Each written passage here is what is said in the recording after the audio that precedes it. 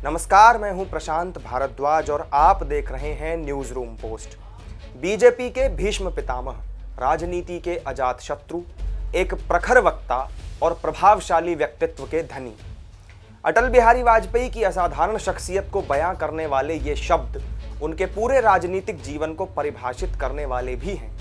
अटल जी राजनीति और व्यक्तिगत जीवन को अलग रखते थे। इसके अलावा उन्हें अपने विपक्षी नेताओं का भी कितना ख्याल रहता था, इसका अंदाजा इस वाकये से लगाया जा सकता है।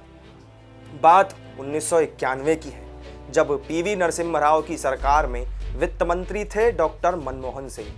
अटल जी लखनऊ से सांसद और लोकसभा में नेता प्रतिपक्ष थे। मनमोहन सिंह ने अपना बजट भाषण दिया। अटल जी ने वित्त मंत्री मनमोहन सिंह के पेश किए गए बजट की जमकर आलोचना की। अटल जी की इस आलोचना से मनमोहन सिंह इतने दुखी हो गए कि प्रधानमंत्री राव को इस्तीफा तक देने की पेशकश कर डाली।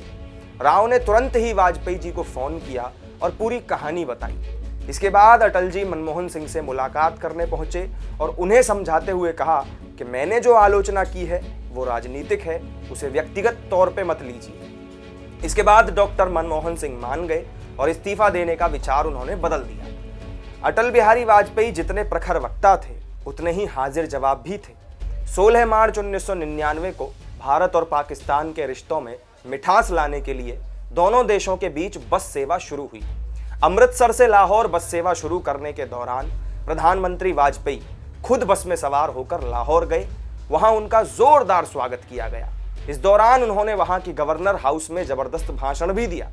अटल जी के इसी भाषण के बाद एक पाकिस्तानी महिला पत्रकार ने प्रधानमंत्री अटल बिहारी वाजपेयी से सवाल पूछा कि आपने अब तक शादी क्यों नहीं की।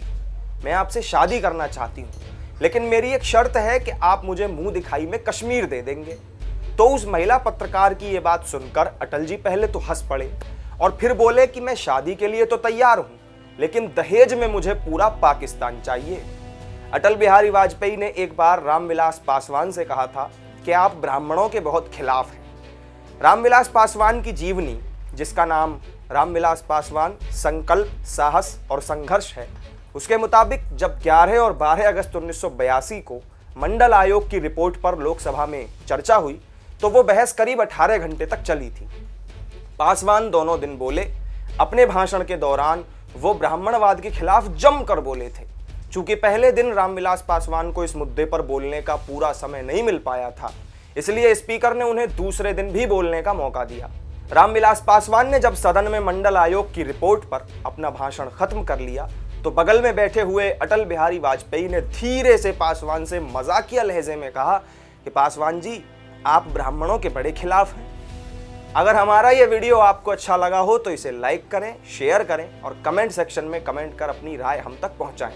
साथ ही वीडियो के नीचे दिए हुए सब्सक्राइब बटन को दबाकर चैनल को सब्सक्राइब करें और उस नोटिफिकेशन बेल को भी दबाना ना भूलें, जो हमारे हर ताज़ा वीडियो का नोटिफिकेशन आप तक पहुंचाएगी। नमस्कार।